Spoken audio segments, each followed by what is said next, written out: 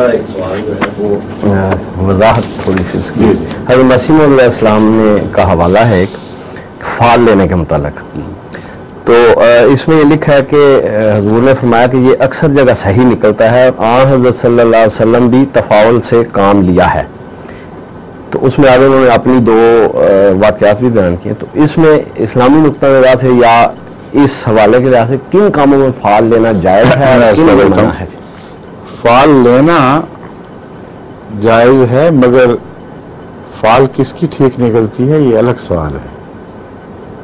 وہ لوگ جو توہم پرست ہیں، جو نیکی کی توفیق نہیں پاتے، خدا سے کوئی تعلق نہیں، نہ دعائیں نہ اللہ تعالیٰ کے جواب، جن کا کلیت اور انحصار فال پر ہی ہے، ان کی فال محض تک بندی ہے، اس سے کچھ بھی فائدہ نہیں ہوگا ان کو.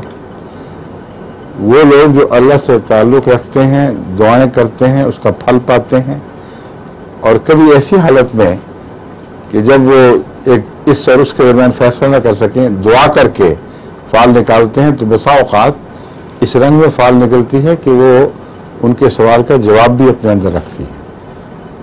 اور ایسی صورت میں وہ فال جو اہل اللہ نکالتے ہیں ایک قسم کا الہام کا رنگ رکھتی ہے.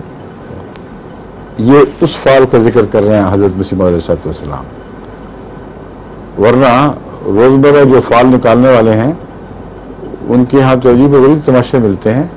وہ ایک وقت میں ایک فال نکالیں، دوسرے وقت میں دوسری نکالیں تو الگ الگ جواب ملیں گے، اور نہ ان کا تعلق باللہ، نہ ان کی دعائیں، نہ ان کی خدا سے کوئی رسم و راہ جس کو کہتے ہیں.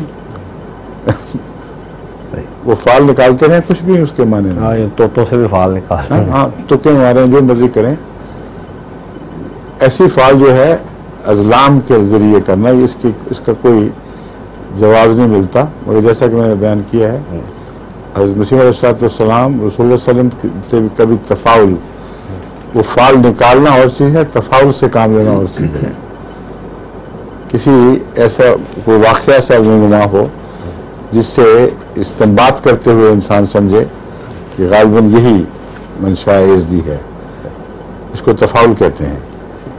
اور فال نکالنا ہے، قرآن کریم کھولا اور یہ فیصلہ کر کے کہ جو بھی پہلی آیت نظر میں آئے گی، یا میں دائیں طرف کی پہلی یا درمیان کی، اس کو میں اپنے سوال کا جواب سمجھوں گا. یہ بھی ایک فال کا طریقہ ہے. شیخ سعدی کے کلام سے لوگ بہت فال نکالتے ہیں. آپ حافظ شیرازی کے یا شیخ سعدی کے فال کے لیے مشہور ہیں نا، جو جی غالباً شیخ سعدی ہیں، مگر جو بھی ہوں یہ ضمنی بحث ہے. کسی ایک فارسی شاعر جو مشہور و معروف ہیں، کیونکہ ہم نے کبھی ان کی فال نکالی اس لیے معین یاد نہیں کہ یہ ہیں یا وہ ہیں، لیکن حافظ شیرازی ہوں یا شیخ سعدی ہوں، غالباً شیخ سعدی ہیں. ہاں، ان کی کتاب سے فال نکالنا ایک عام رواج بنا ہوا ہے. اور یہاں یورپ میں بھی بعض چیزوں سے فال نکالی جاتی ہے، خاص طور پر جو چائنیز وہ سسٹم ہے نا، اس کا نہیں، چائنا کا ایک نظام ہے جس میں فیمیل اور میل نشانوں کی نشان بنا دیے ہیں، یہ فیمیل یہ میل، ان کے مختلف کمبینیشن میں 6 کے گروپ سے پھر اور گروپ بنے ہوئے ہیں.